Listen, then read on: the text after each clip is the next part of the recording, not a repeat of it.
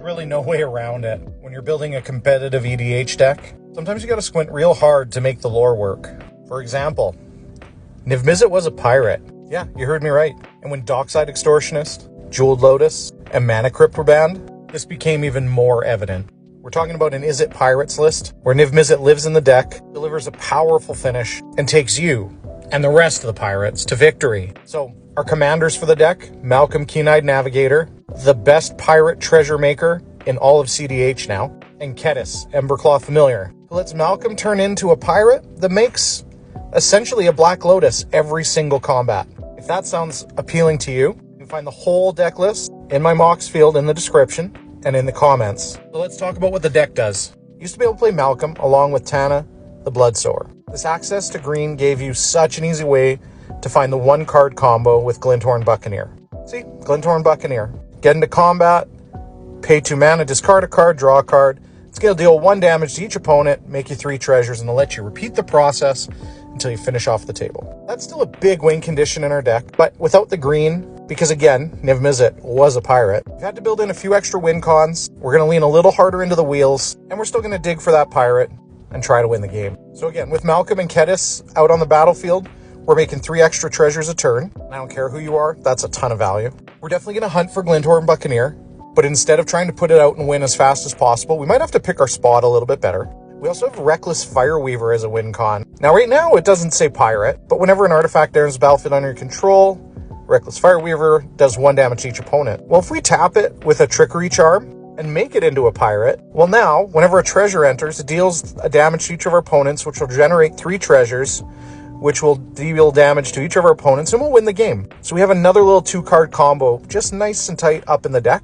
Fireweaver is tough to find, but we're running Imperial Recruiter, so that'll help. And obviously, Curiosity effects with Niv-Mizzet is the other big win con in the deck. Whenever you draw a card, Niv-Mizzet deals 1 damage to any target, and whenever a player casts an instant or sorcery spell, you draw a card. So you can create some awesome loops here to finish off the game, as long as you can start drawing cards, and you have a Curiosity effect on Niv-Mizzet. We're talking about literal Curiosity. This one's nice. 1 mana, super efficient. We also play Ophidian Eye. This is flash speed, which is really quite nice.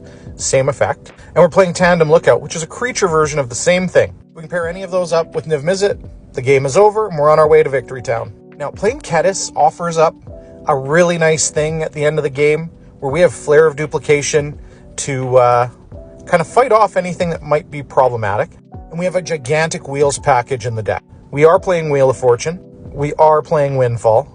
We're totally playing a real Time Twister in the deck. And I'm trying out Winds of Change. I know it's kind of like a cantrip where you go down on card advantage, but it still draw a bunch of cards, and that could be a lot of treasures if, let's say, Niv-Mizzet was a pirate. Being in 2 colors gives us some really cool options as well for cantrips. We've got Valakut Awakening. Again, we're trying to dig because we can't creature tutor like as if we were in green. And we're also playing Brass's Tuttle Grinder, which same kind of idea, but we get to discard cards to do things. Brass's Tunnel Grinder flips into Ticketland, the Searing Rift. This gives us some red mana, and we get to discover, which is kind of cool off that. Now, I might be just a little bit overzealous here, but we're also going to try Storm the Vault. We're going to make tons of treasures, and usually the turn we play this, we're going to deal some damage, make some more treasures, and at our end step, this is going to flip over. Vault of Catlacan is Tolarian Academy.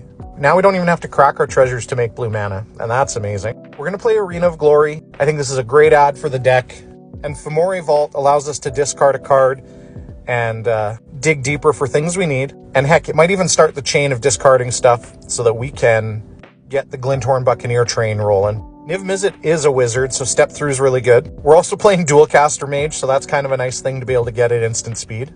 And oh, did you notice that Niv-Mizzet is also a dragon? Well, it means we get to play Magda Brazen Outlaw as a tutor piece for that. We're not going to just drop her down like we're actually playing a Magda deck, but there'll be games where we put her onto the battlefield, we already have 5 treasures, and we get to threaten Niv-Mizzet, or maybe like a Phyrexian Metamorph, or the One Ring, at instant speed, and that's always a good thing too.